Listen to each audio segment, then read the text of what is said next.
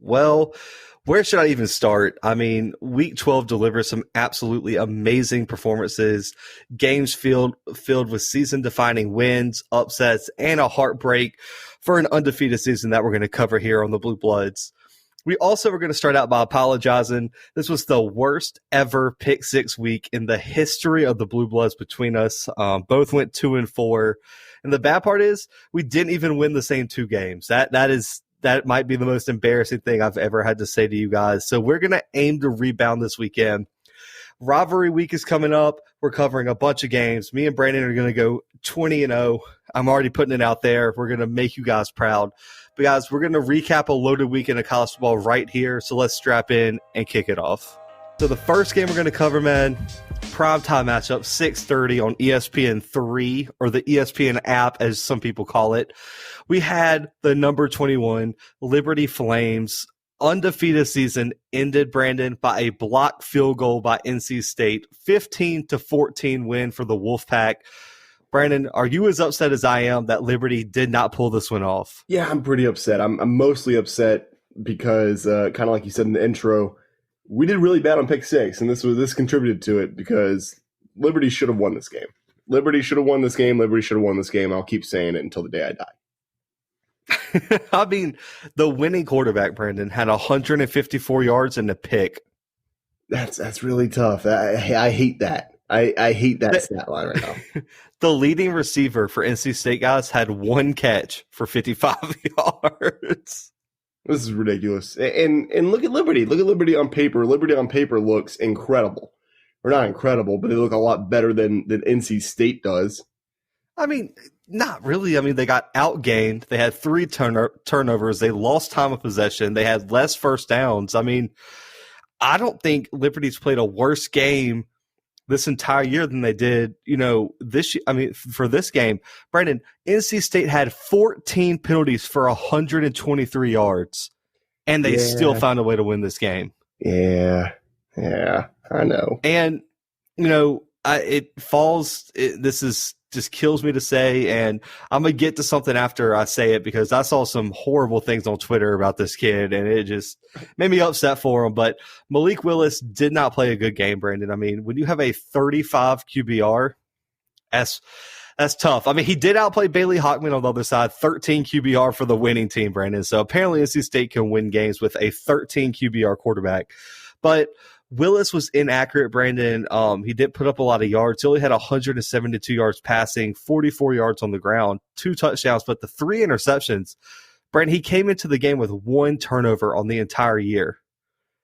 And an NC State team who got roasted by a lot of teams, let's just say a lot of teams. Miami, Pitt put up a big game against them, even though they eventually lost, all kind of like the same missed PAT/field goal. But NC State's a defense that really came in not having much to hang their hat on, and they completely had Liberty caught them off guard, I would say. No, I agree. And this game to me was just so sloppy, right? Like everything about it was disgusting. It should not even have been on ESPN 3. They should have just not televised it, like, period. There should be camera should be on CBS Sports Network. Yes, CBS Sports Network. Okay. And no one's going to watch it. Channel Southern Miss plays on. Okay. Well, that was mean, and you know it. I mean, I don't know what to say. And listen, guys, I don't know. I just want to say this as an Auburn fan. If you're an Auburn fan and you went to Twitter to trash Malik Willis last night, you are like the worst kind of person. Scum. I just want to put that out there. Like, you are trash. You are garbage. I mean, this kid transferred because he knew he wasn't going to be able to start because Bo Nix was rigged into the starting job. And you're going to hate this kid because he went back to play closer to his family and got a starting job and has played better than Bo Nix has this year. And he has one bad game, and we're going to just bully him on social media. Like, what is going on as a fan base, guys? Is everyone okay? Like, I can put you in contact with some mental health people, but we're going to go bully a transfer kid because he had one bad game. I think he still might have played better than Bo Nix played last night. Well, that's not like an accolade, Zach. That's not something to hang your hat on that you played better than Bo Nix did last night. I thought the Jordan Hare magic was going to help him out. I guess we'll talk about that later, but I mean, Brandon, so Malik Willis, 2 touchdowns, 3 interceptions, 172, lost a 1-point game. He still played better than Bo Nix did against Georgia. He could have not even suited up and played better than Bo Nix against Georgia, and we're going to bully this kid. As an Auburn fan, I was embarrassed to see that last night because apparently Auburn Twitter was just nothing but roasting Malik Willis. Auburn Twitter, and look, I'm a part of a lot of not great parts of Twitter, but Auburn Twitter sounds like an all-time low. No, stop it. I will drop the receipts from Tiger Droppings right now on the podcast. No, we could go talk. If I went to Tiger Droppings in the third quarter of the Arkansas game, what would I have found, Brandon? Don't worry about it. He said, I think it's I think it's on the dark web now. I don't even think you can find Tiger Droppings at that point. But I mean, Brandon, we talked on the podcast for NC State to pull this upset. They had to get the running game started. Zonovan Knight and Ricky Person Jr., I mean, they both played outstanding games, both averaging 6 yards a carry, 2 touchdowns. Both had over 80 yards rushing. I mean, they played outstanding. Liberty had no answer for NC State tonight, and I think the difference in run game, Malik Willis's turnovers, I think it got NC State the win, and this is it's hard to say that beating Liberty as an ACC team is a big win, but this is probably their biggest win of the season.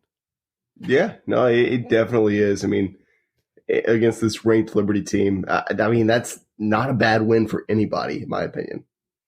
No, I don't think so at all. But, guys, the streak comes to an end.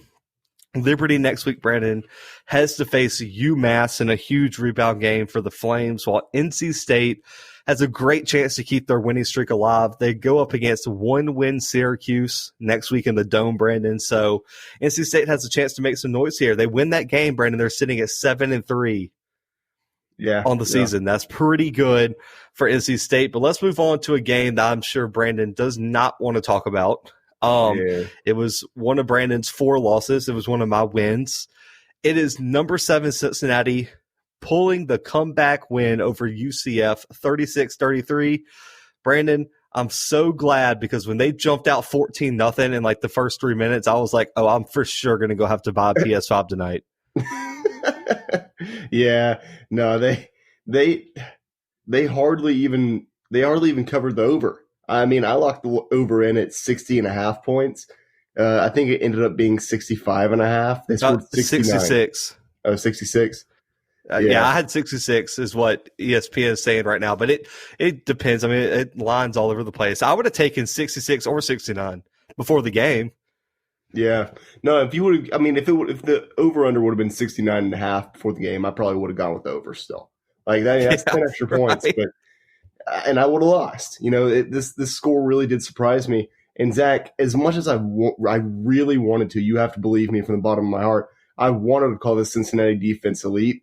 I can't because they gave up 359 yards. They didn't give up less than 350 like we talked about in the preview episode. Oh, that's so tough. That's 9 yards. Tough. That sucks. I mean, maybe you play a little bit of pass defense. You don't let Dylan Gabriel pass for 243 on you, and then maybe there's a different story. You know what's bad? That's still like 200 yards below his average. I know.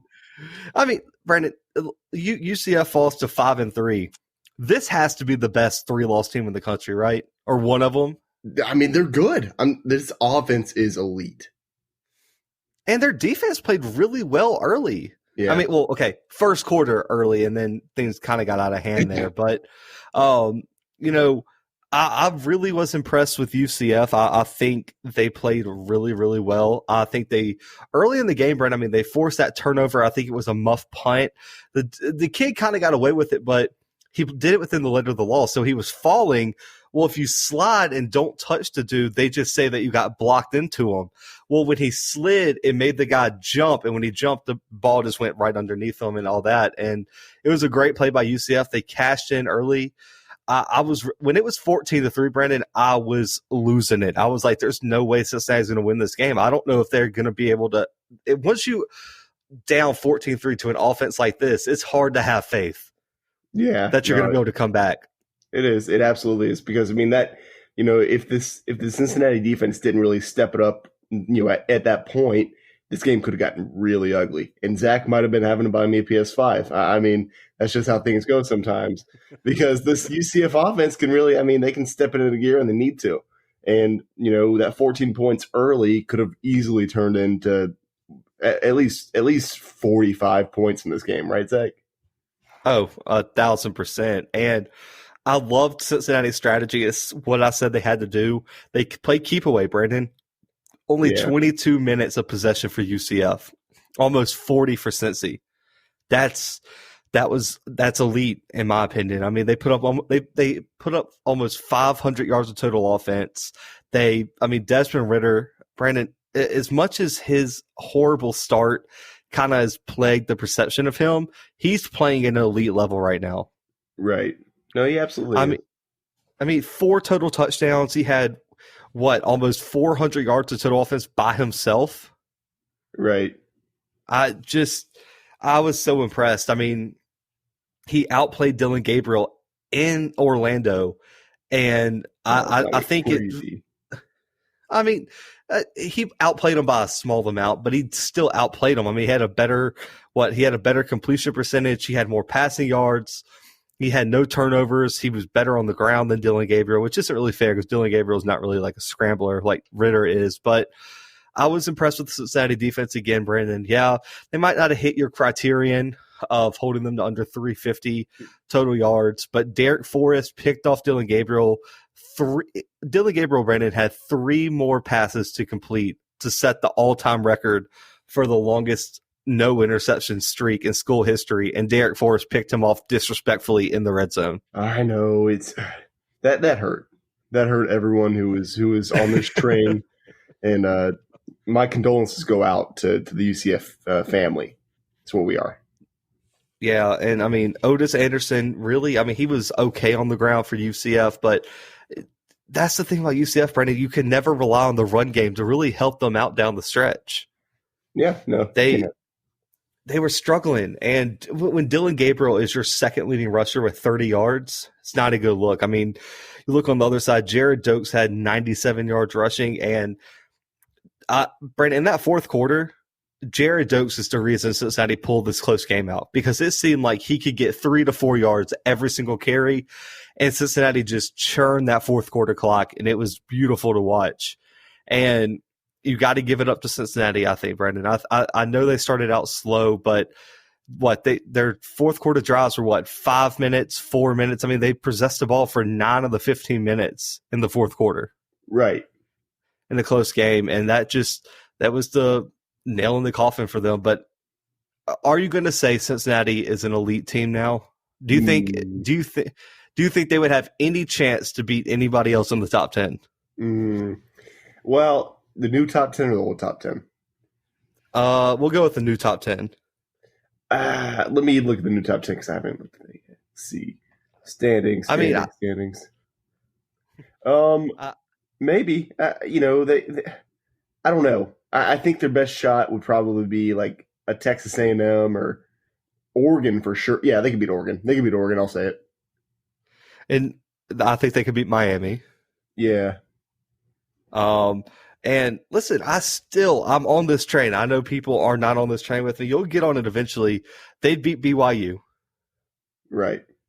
And I think they'd beat Notre Dame. I really do. I don't. See, I think BYU, but Notre Dame's stout, man. Notre Dame's stout, but I think Notre Dame's losing this upcoming weekend. We'll get to that next episode. You keep thinking they're going to lose, and they just don't. They're going to lose to Clemson again anyway. But, Brandon, I think Desmond Ridder is going to win the MVP of the AAC based on what he's done after the first 2 games of the season. This kid has been the most electric player in this conference. Jared Dokes has done his thing. I don't think there's a defense in the group of 5 that ever wants to see Cincinnati on the field. Right. This team is balanced. This team, I think, right now would be in the hunt for the ACC championship. It would be in the hunt for the Big Ten championship. I think that's how good this team is. And God forbid they'd probably already be winning the Pac-12. Yeah, they have the Pac-12 on lock. On lock. But, guys, tough loss there, but UCF heads to face their in-state rival USF in a heated rivalry game down in Florida, while Cincinnati is scheduled to face a struggling Temple team in Philly in what's sure to be a riveting matchup right there. I'm sure pick the over because Cincinnati is going to hit whatever the over is there. But we're moving out west to the Pac-12. Brandon, your boy Keaton and USC pulled off the win 33-17 over Utah. And this was the game that we both won. And thank God USC finally didn't make me sweat all night long. They were making me sweat kind of early, though. Because they didn't play well very early. I'm like, oh my gosh. But no, they ended up pulling it out. And good thing they did, because this Utah team is just not good. They're just a bad football team, is what I'll say. Okay, that's a little tough. That's a little strong. Their Stop leading that. rusher had 32 yards, Zach. They just lost a third-round pick to the draft. Zach Moss was really good. No, I understand Zach Moss is really good. And I understand this Utah team was really good as a whole last year. But there's a reason that they were trying to get their games canceled, Zach, and that's because their quarterback's he's good for 170 yards and 2 picks, and their running back's good for 32 yards. You see, we took 2 different paths here. I was going to say Keaton Slovis might be the star of the team, but the USC defense was the MVP this weekend. Right. I think they played amazing. I mean, Brandon, they allowed under 330 of total offense, only allowed 6.4 yards per pass, under 4 yards per rush, forced 5 turnovers, Brandon. And the defense has been the weakness for the Trojans for multiple years now, to say the least. And this weekend they showed up. They really only allowed 10 points, Brandon, because 7 came from a fumble recovery, I believe, that Utah took back early in the game. But then you have Raylan Goforth and Kana Mawiga led the defense. Brandon, 23 total tackles for these linebackers. Oh, wow. 1 sack, 2 tackles for loss, and 2 pass breakups for their 2 leading linebackers here. I mean, these guys were all over the field. I think even the third-string linebacker had like 8 or 9 tackles. I mean, these kids are flying around to the football, and if USC can find a way to be this opportunistic, fast, physical defense, then they absolutely can win the Pac-12, Brandon, because I'm not completely sold on Oregon right now. And I don't think there's a team in the Pac-12, Brandon, that can beat USC in a shootout. So if this defense can just stop another team 2-3 times, they're going to win every game. Yeah, no, I can definitely see that. And Slovis, Brandon, he played a good game, but I don't think this was an explosive, flashy game that I think we've gotten used to see, Slovis play. Well, I think he could have been a little. We haven't really seen that a lot out of him this season, and that's not Keaton's He also fault. throwing it 80 times a game. It feels like we're not going to blame Keaton, Zach. We're a pro Keaton podcast. We are pro Keaton, but I'm critical of people that I'm fans of. Brandon, 20 plus yards down the field, 1 for 3, 22 yards. Yeah, I mean, what are you going to do? It's Keaton. He's elite. He has targets that can stretch the defense and take the top off. So we have to see more of that, because I don't think they're going to beat the elite of the elite in the Pac-12 if they're just dinking and dunking. Yeah, you're right about that. Brew McCoy, Amon-Ra St. Brown, all these guys can go deep. They need to start going deep more. But the rushing game, Brandon, I think wasn't as strong as it was the first 2 weeks where we saw USC escape. Malapay, has been somewhat consistent, but as a team, 31 for 93 yards, a 3-yard average.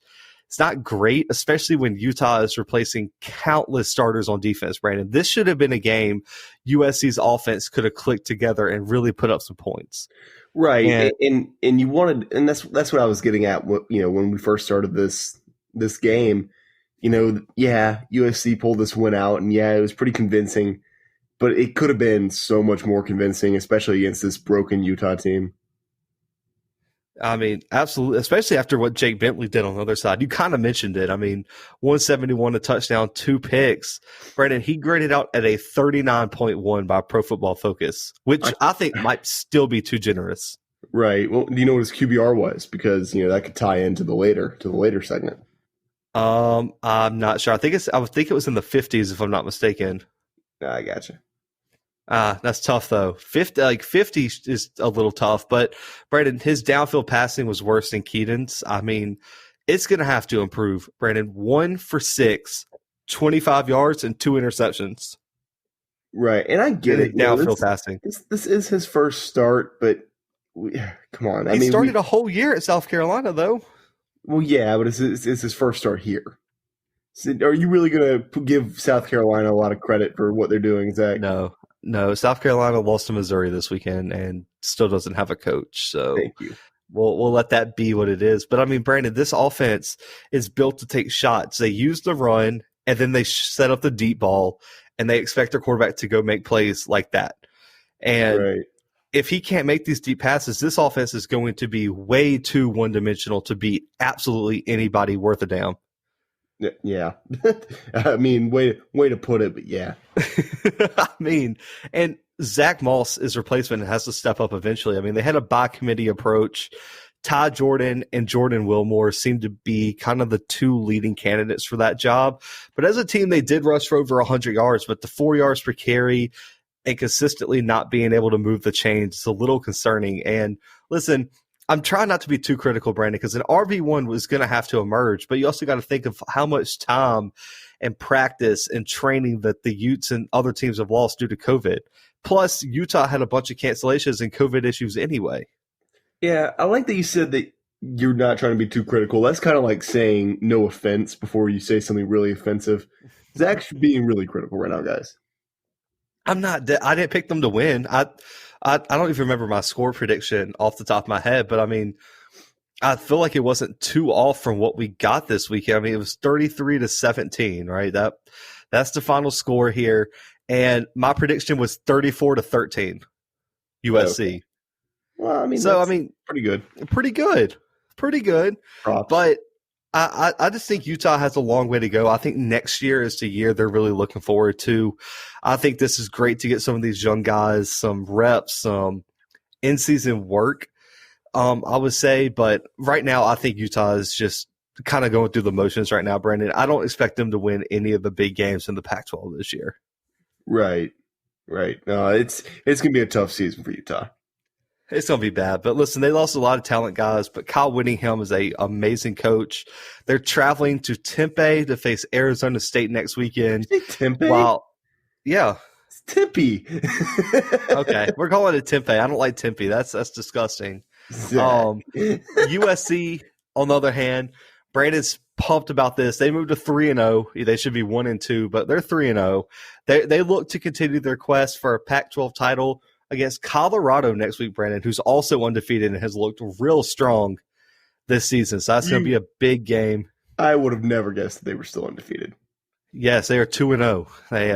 They have actually looked really good, Brandon. But we're moving to the game that I was hoping we could just – can we skip this game? Is that allowed? Like on the podcast live, can we just not cover this game? I mean it's bad. Yeah. It's just going to get real disgusting. I have some real mean things to say about this team. They're not getting the benefit of the doubt like Utah.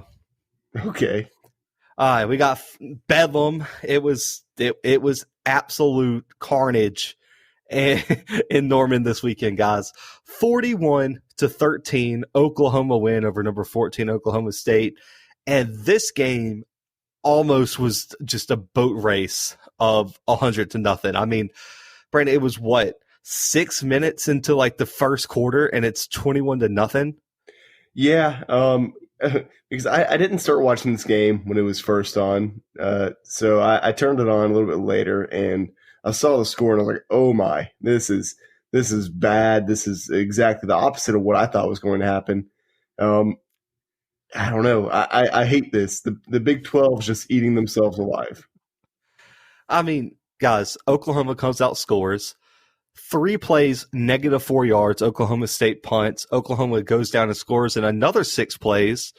Then, of course, Brandon, what does Spencer Sanders do? Throws a you-know-what interception. 4 plays, another Oklahoma touchdown. It's 21-0 just like that. Right. I mean, it was disgusting what I saw in in Norman this weekend, guys. I mean, listen, I know Spencer Sanders got banged up, had to come out. Shane Illingsworth did his best, I guess. If that's his best, we're going to have problems. Are you kidding me? It was Oklahoma, bad. Right? Oklahoma Sooners, Brandon. They don't even have a defense, I don't think. And no, they don't. You got held to 246 total yards, 2.8 yards a rush, and only completed 4 yards per pass. And you had 8 penalties, you had a turnover, and you only had the ball for 25 minutes. You were 3 for 14 on third down, too. Right. And nothing was impressive about Oklahoma State this weekend, except how bad they absolutely sucked. Because I think they tried. You would have to try harder to suck this bad than just to play decent. Right, dude. I was so disappointed by everybody's performance on this Oklahoma State team. Like, we wanted to see Chuba Hubbard come out and eat, and he didn't. He had 44 total yards. LD Brown even only had 23 yards, and he had the most carries on this offense. I mean, because going into this game, Zach, I don't think it was a discussion amongst anybody in the college football world as to whose running game was going to win this or was going to be a big factor in this. No one in this world thought that Oklahoma's running game was going to take over, and it just did. It was crazy. What's his name? Ramondre Stevenson for Oklahoma might be really good, or maybe Oklahoma State's defense is a lot worse than we thought, or I'm not sure.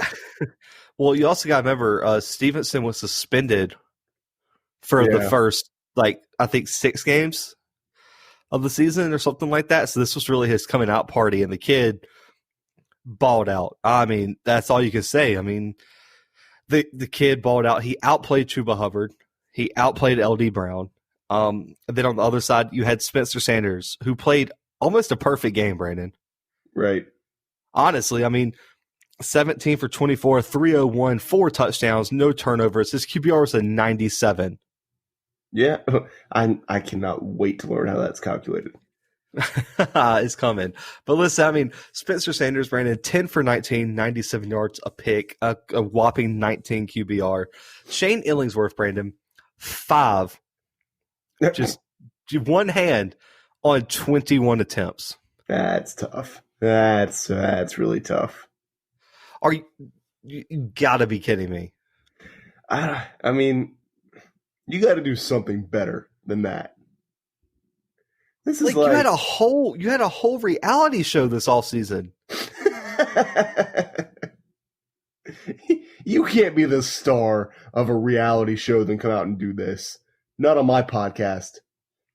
It's disgusting. I mean, this was the most atrocious performance this weekend, Brandon. And honestly, Mike Gundy, I know this is going to sound absolutely bananas. Mike Gundy should be on the hot seat after this performance.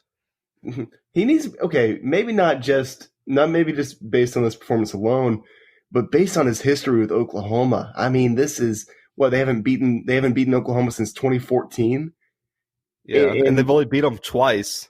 And this was the perfect year. This was the perfect scenario. You know, when Oklahoma's slipping, maybe they're not the best team, that they've had in the past few seasons. But how do you drop this game? That doesn't make sense. This is the one weekend Oklahoma team. This is the one shot you were really going to get, and you just blew it. I mean, they can still get there. They need Texas to lose again. Yeah. But they can get there. It's not going to happen. I mean, but I want to call somebody out. We like starting grudges on the podcast, right, Brandon? Yeah, we do. If I see one more tweet from anybody, I'm looking at you, Skip Bayless, saying that Oklahoma is the best team in the country and they should be in the playoffs, I am going to throw up. I almost punched my television this morning just because I thought about undisputed. I mean, bro, the best team in the country? Not a chance.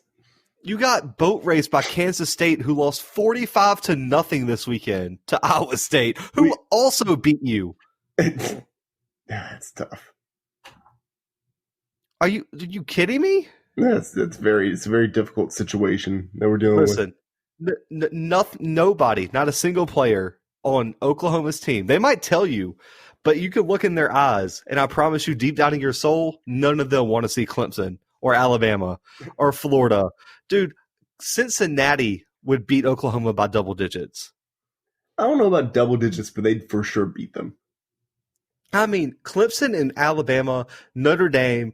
I'm not saying Ohio State. I have another bone to pick with them. I don't think they're that good, but I still think Ohio State would win. But Clemson, Alabama, Notre Dame would absolutely demolish Oklahoma.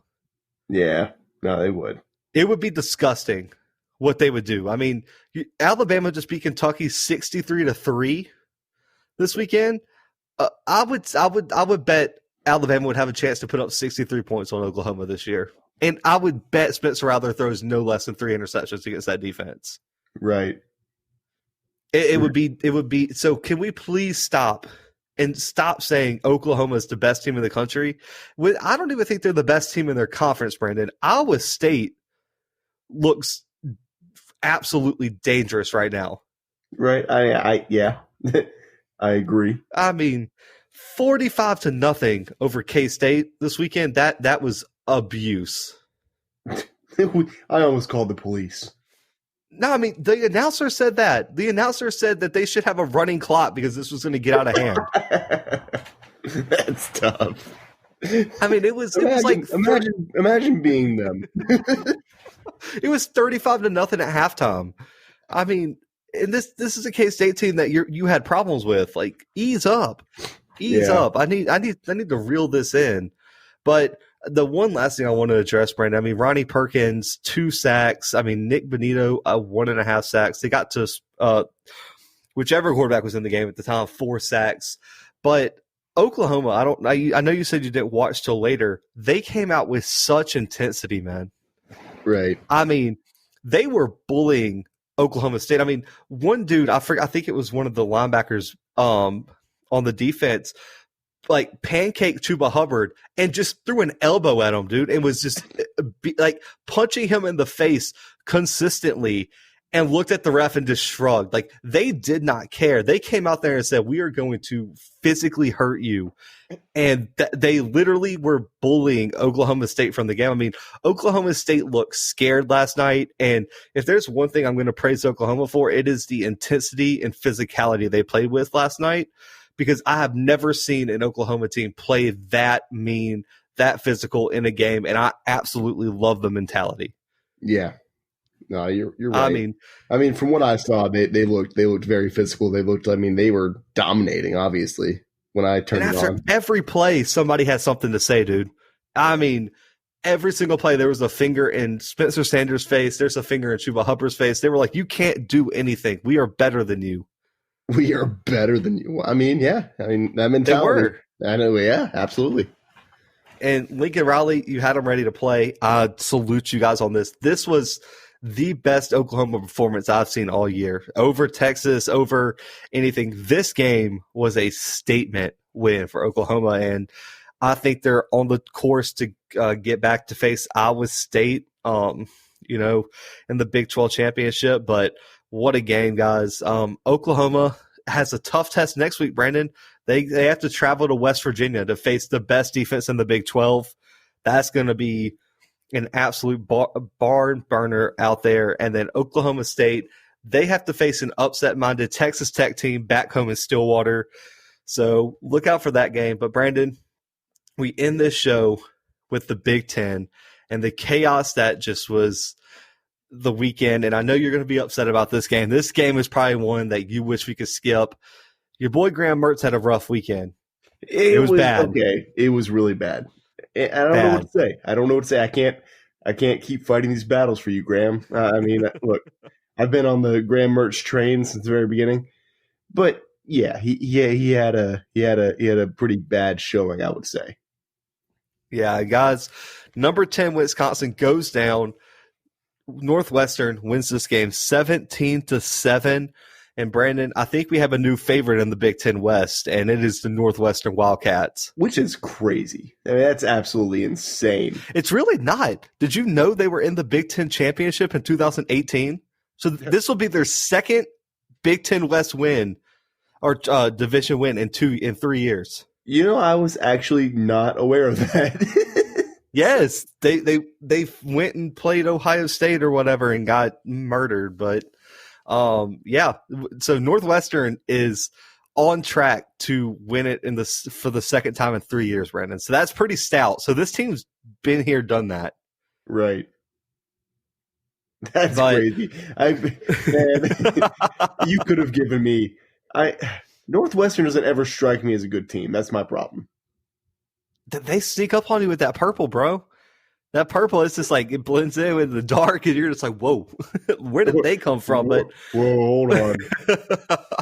But I mean, the defensive performance, man. What I'm talking about for both teams, Brandon, Wisconsin and Northwestern. I mean, Brandon, Wisconsin. I mean, listen, I know the score is 17-7, but Wisconsin got dominated. Right. No, like this 17-7 is the biggest blowout 17-7 margin that I've ever experienced. Like I was watching this game. Brandon, and from that first touchdown for Peyton Ramsey to the tight end in the end zone, that first turnover, I didn't even feel like Wisconsin had a chance. You thought that was game, set, match? Right. Dude, this game was like 10-7 or 14-7, whatever. And I was like, oh man, Wisconsin's got no shot. And it's like second quarter. I'm like, there's no way they can win this game because they can't move the ball. Right. I mean, listen, guys, Wisconsin, they allowed 263 yards, 13% on third downs. They held Northwestern to less than 1 yard per rush and 5.3 yards per completion. Brandon, if I would have given you those stats, you would have picked Wisconsin to win 1,000,000-0. Yeah.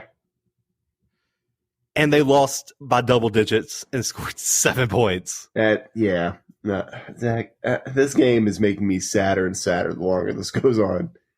If you have like a friend who doesn't watch football and you show them this game and like the box score and explain how football works, they would have been like, huh?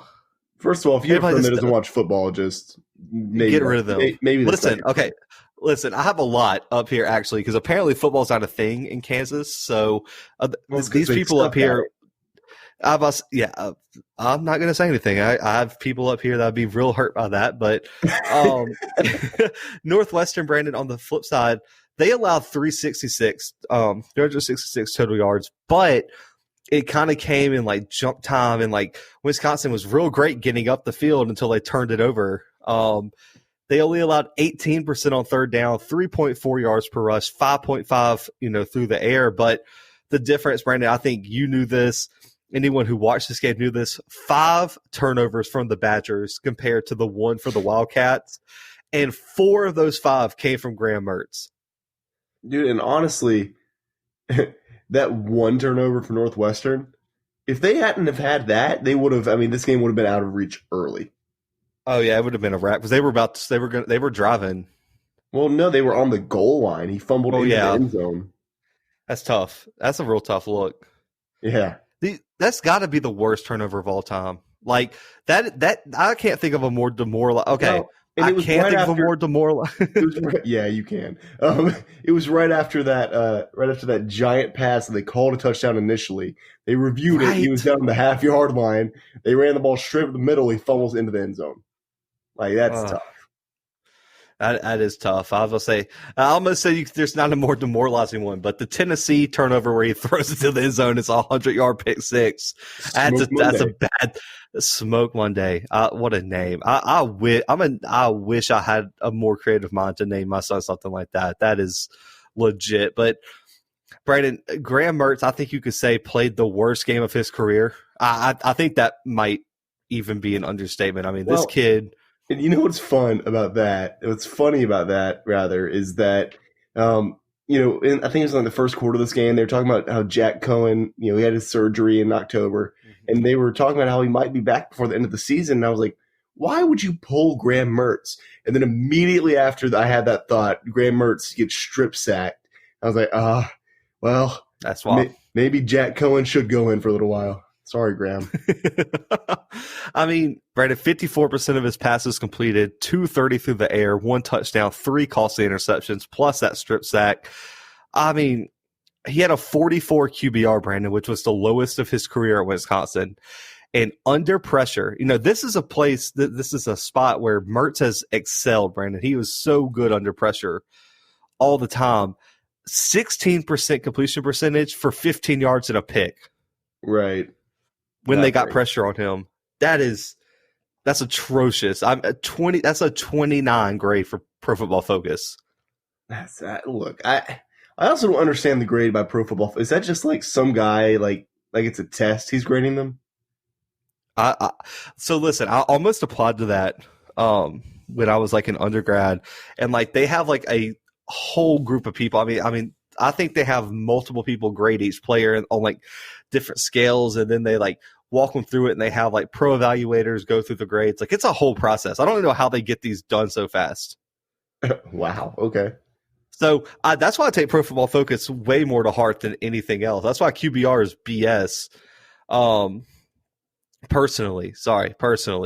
But I mean, Peyton Ramsey, Brandon, we were very, very hesitant to say that he was going to deliver this weekend, and he absolutely performed this weekend. Yeah, he did a lot better than I thought he would. I mean, I'm not going to say he had like the greatest game of any quarterback, but he played really well. Yeah, not the greatest. I mean, he had no turnovers, which was honestly the greatest thing you could have this weekend. But he also had 203, 2 touchdowns. He had a 67 QBR, Brandon. That's a little bit above average. Yeah. But my thing is he finally had his moment. He made the plays needed to win the biggest game of the season for the Wildcats, while Mertz really shrunk in the moment.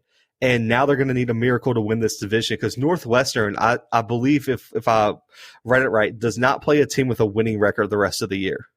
Right. So this team could be undefeated going to play Ohio State in the Big Ten championship.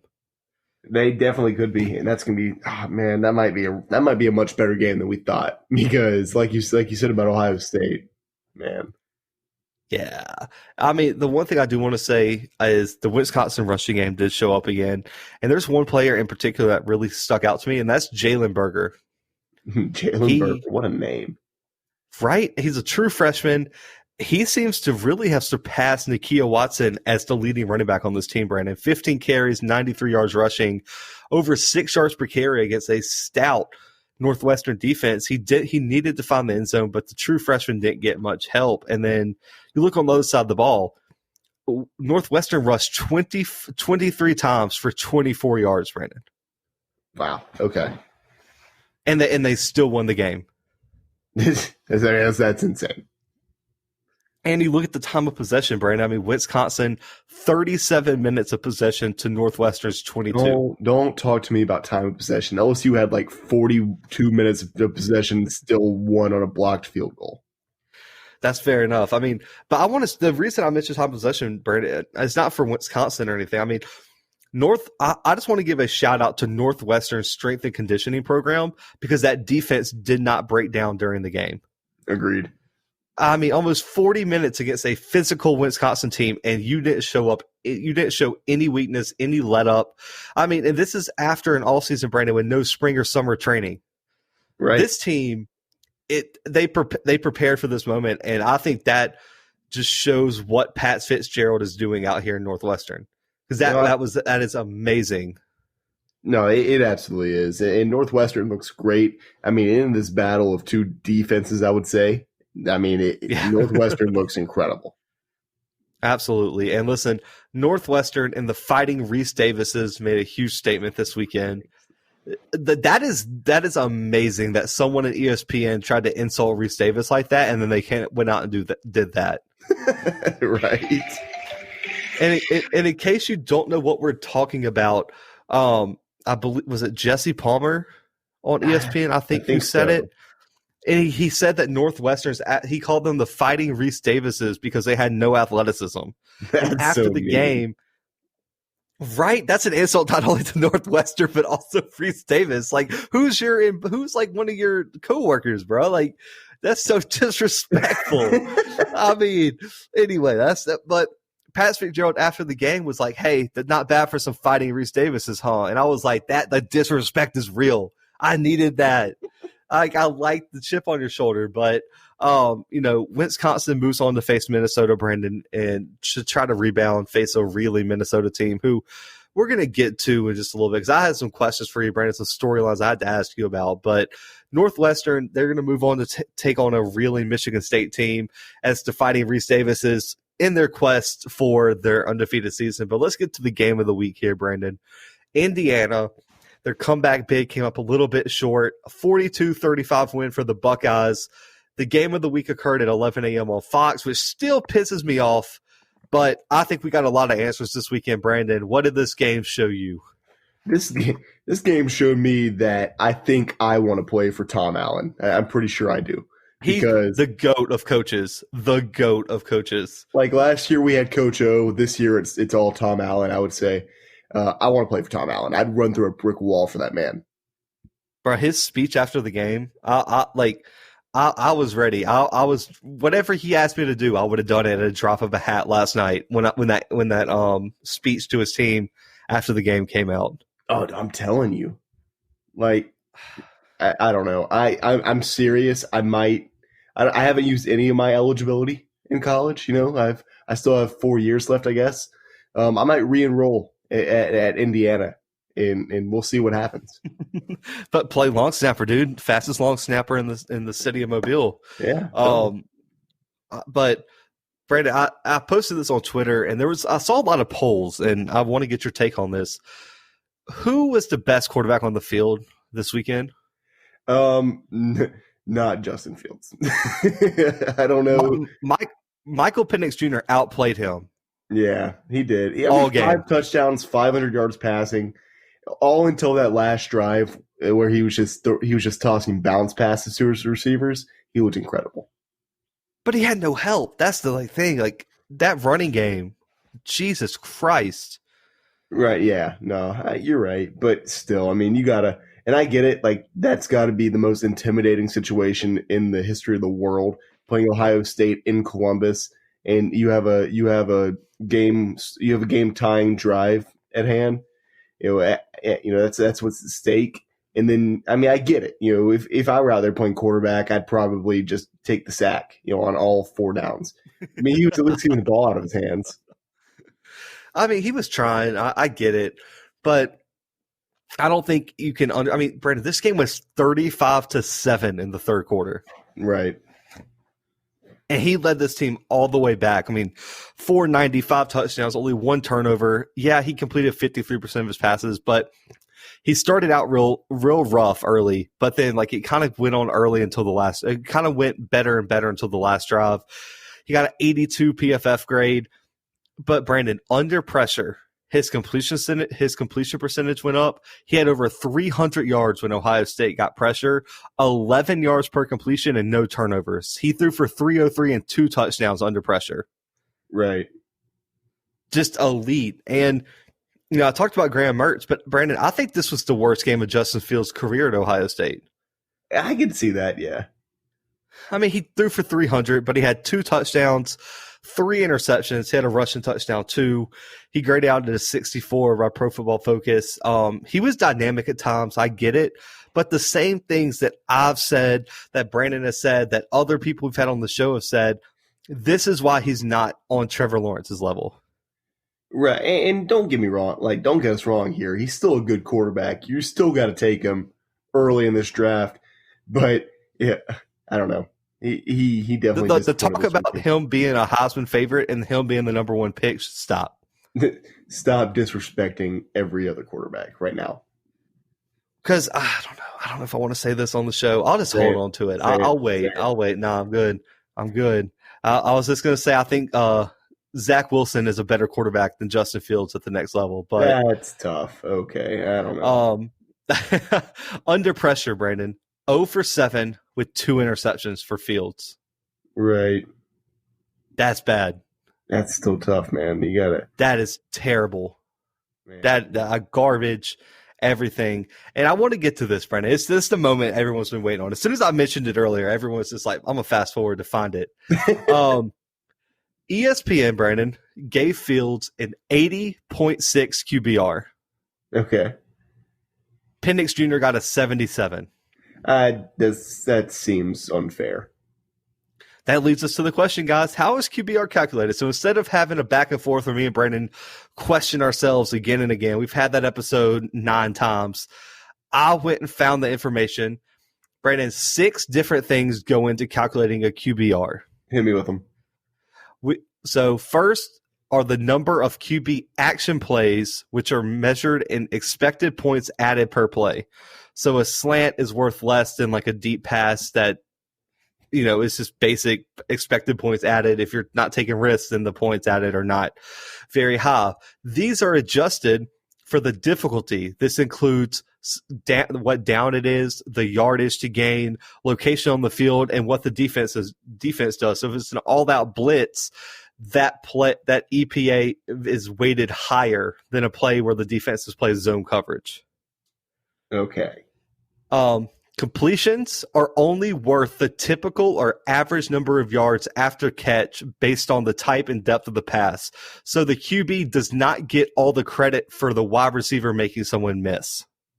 Okay. So yards after catch don't really weigh into QBR as much as like passer rating, which is why like Tua's passer rating is one of the highest in the history, but his QBR is not, because Devontae Smith, Jalen Waddle make a lot of people miss.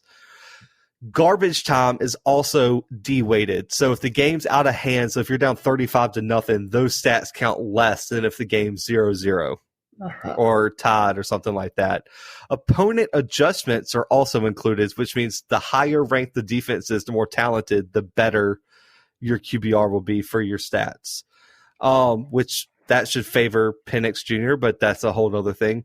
And then EPA per play is averaged, Brandon, and transformed on a 0 to 100 scale, in which 50 is the average, which is the QBR number we get. So the equation is raw QBR is equal to G, adjusted EPA divided by action plays, which is averaged across the entire game, in which G is that function from 0 to 100.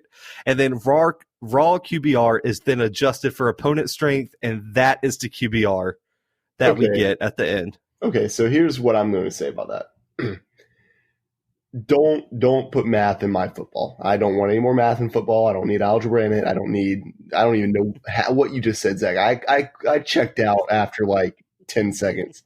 So here's what I'm going to promise you guys, our listeners, is that we, or at least I, am going to come up with my own QBR scale, and I will be rating at least 3 quarterbacks a week on Brandon's scale.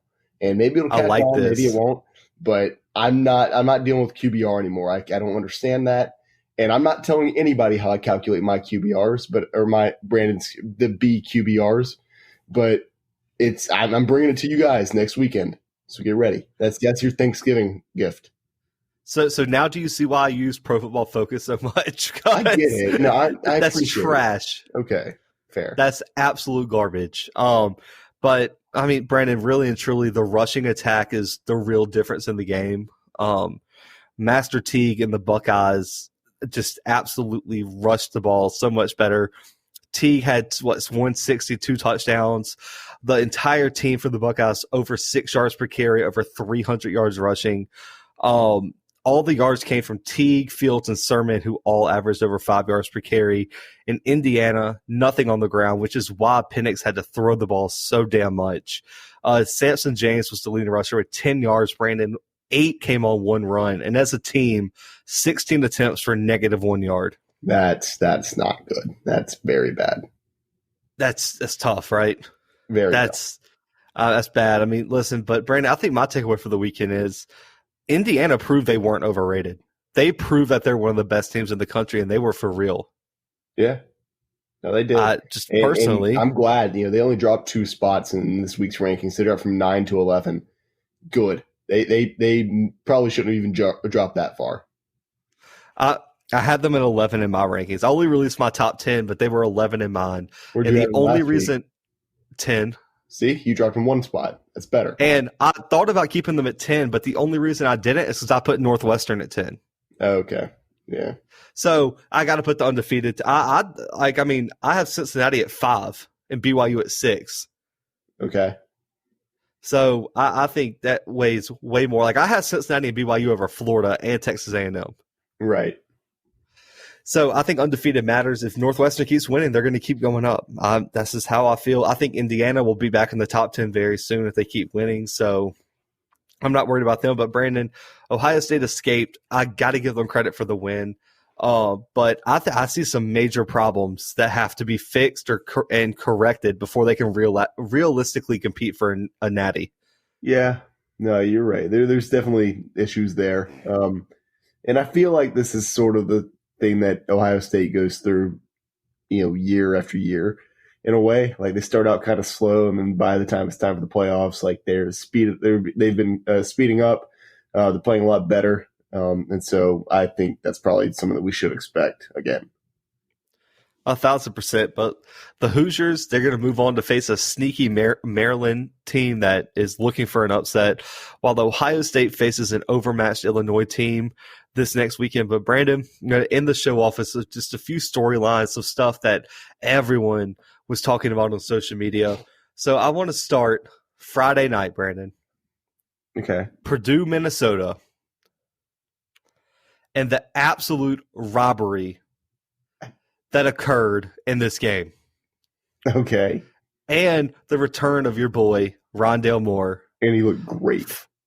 15 catches for 116 yards, Brandon, in his first game in over a year. Right. I'm telling you. Plus, he had a rushing touchdown. He's the real deal. All right. So the controversy here, Brandon, did you watch this game by chance? No, I didn't.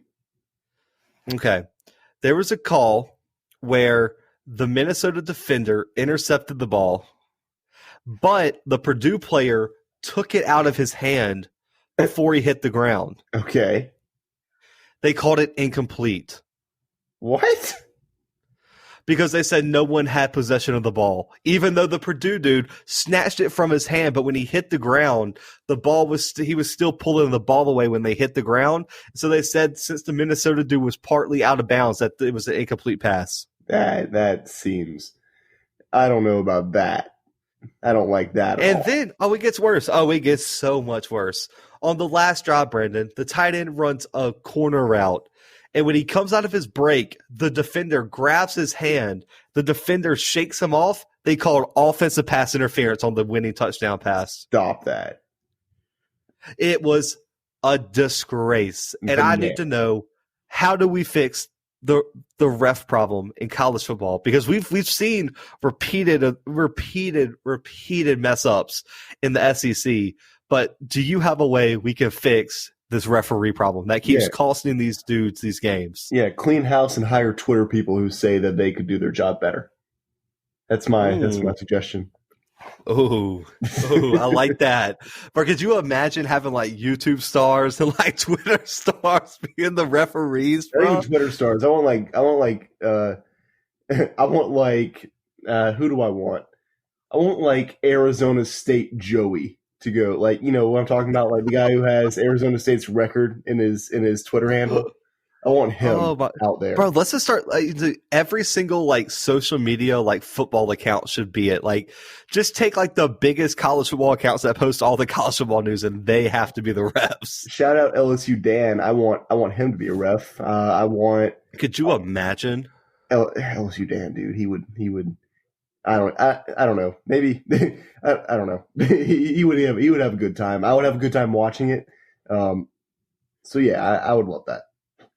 I mean, and do you think they'll ever? So on the controversial replays where they review everything, when and do you think they could ever establish the XFL thing where we can hear why and how they make their decisions? I was never a fan of that, so I don't. What? No. We're not just going to gloss over that. How were you not a fan of that? I don't like that. I'm sorry, I don't. There's some kind of secrecy that it's sacred to me. Zach, it's sacred.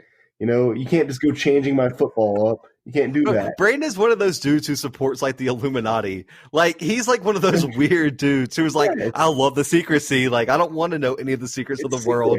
No, why would I want to know that? I'm perfectly content right now. This is absolutely disgusting. We're gonna have to cancel the podcast over this. I'm sorry, are we kidding? No. Oh God! All right, next storyline, Brandon. Penn State 0-5 Not for good. the first time in school history.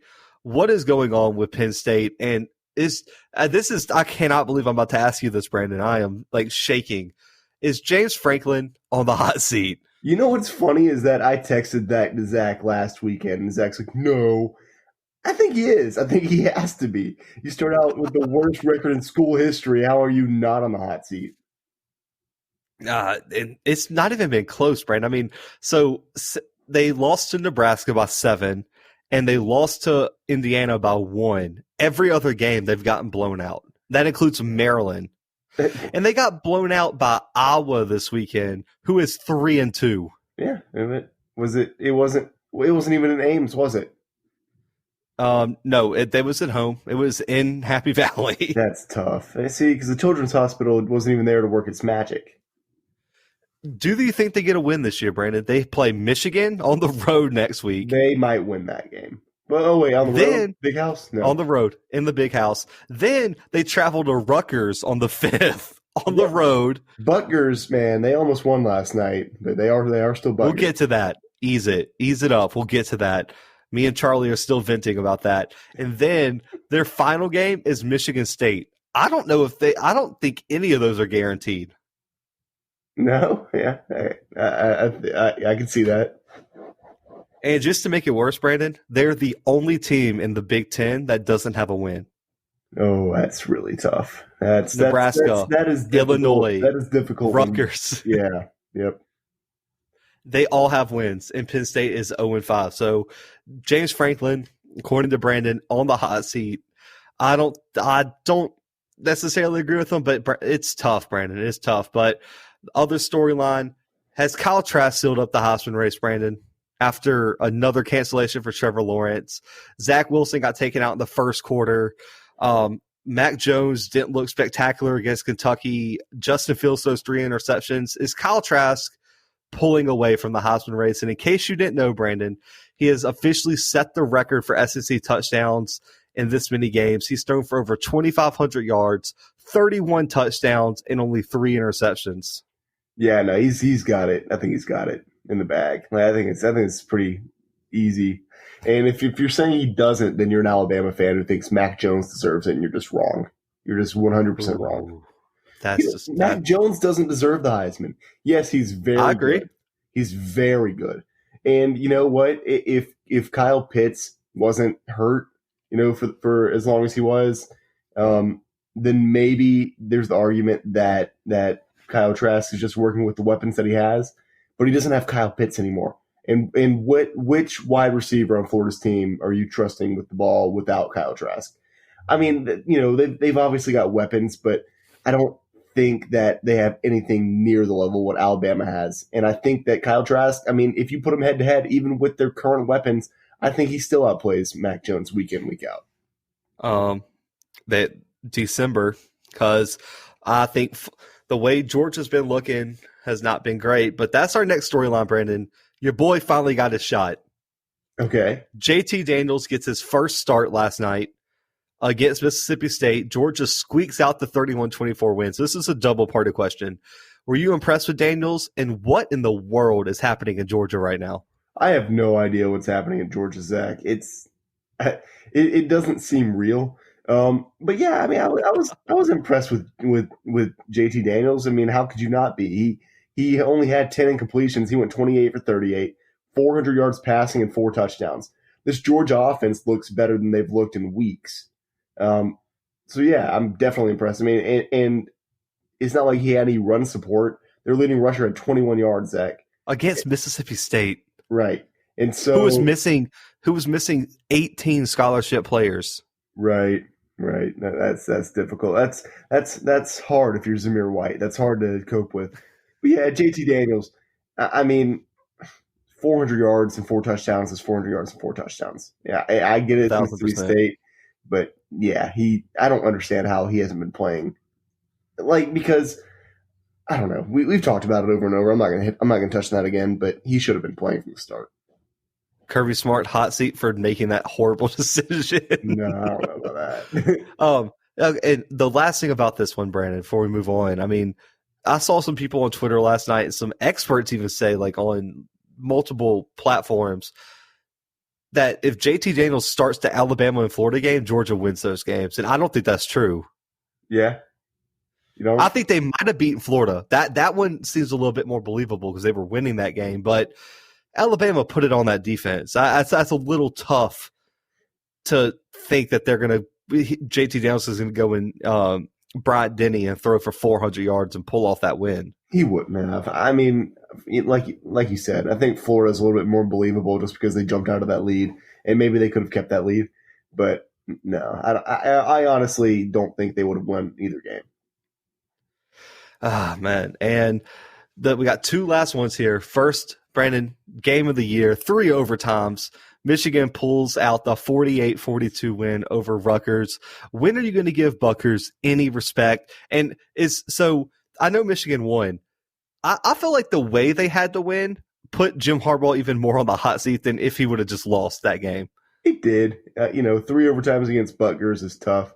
What I will say is that I don't think Michigan's a good team this year.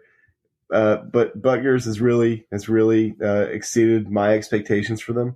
The Shiano man. That's tough. Either 1-4, and you're like, man, they have just blown my expectations away. They have they? I mean, I didn't think they were going to win a game. I didn't either. And they went into triple overtime with Michigan. If you would have told me that preseason, I would have punched you in the nose, because that would have been like, don't lie to me or my family. But no. I mean, they have exceeded my expectations. I'm not saying like, oh, they're so good they've exceeded, but no, I mean they won a game and they won the triple overtime with Michigan. That's better than I thought they were. And they might beat Penn State. They probably will. I mean, they'll probably be 2-4. But yeah, I mean, so do you think Tennessee regrets not hiring Greg Schiano now? Oh man, are we putting Tennessee back in the hot seat here? Is this 2-5? Is this a fire Jeremy Pruitt podcast again? They're 2-5. Tennessee Twitter was pissed last night. No, I know. They were a little heated. I think I read a tweet about the bidding war between Tennessee and Michigan for Greg Schiano next year is going to be insane. I laughed out loud because that was ridiculous. All right, last question. Who right now is your prediction for the playoff 4? And is there any way in these last 2 to 3 weeks you can see Cincinnati or BYU sneaking into the playoffs? I still don't think so. I'm going to go with this is tough because I want to put Florida in there bad, but I don't think I can. I think I'm going to go with Alabama, Clemson. I think maybe not Clemson. I haven't decided yet.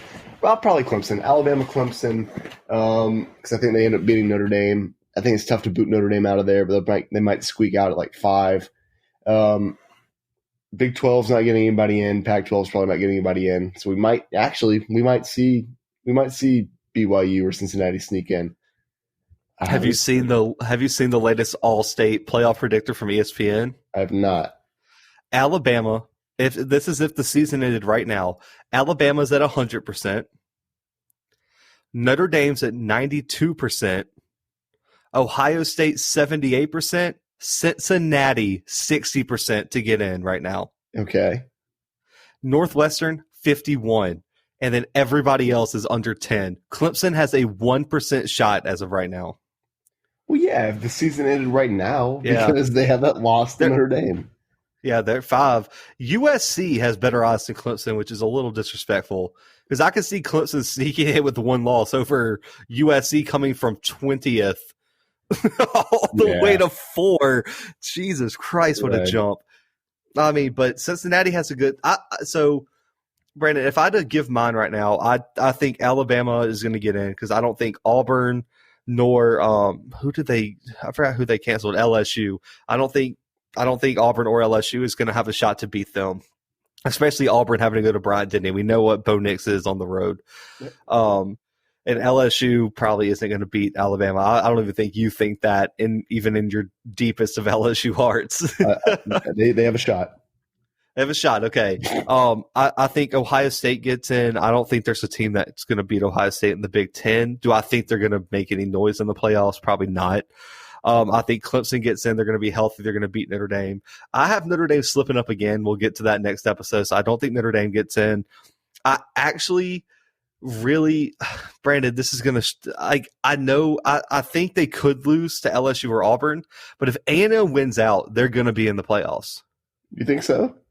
Yes, I really do. Because I think they'll look at that Bama loss. It's early in the season on the road, and they'll give them the benefit of the doubt, especially if Oregon or USC doesn't win out.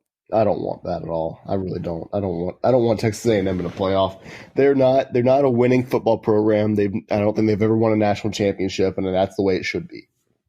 I got Alabama, Ohio State, Clemson, and I think it's going to come down to Cincinnati or A&M. And if Cincinnati and A&M win out, I think they'd give it to A&M over Cincinnati. They would.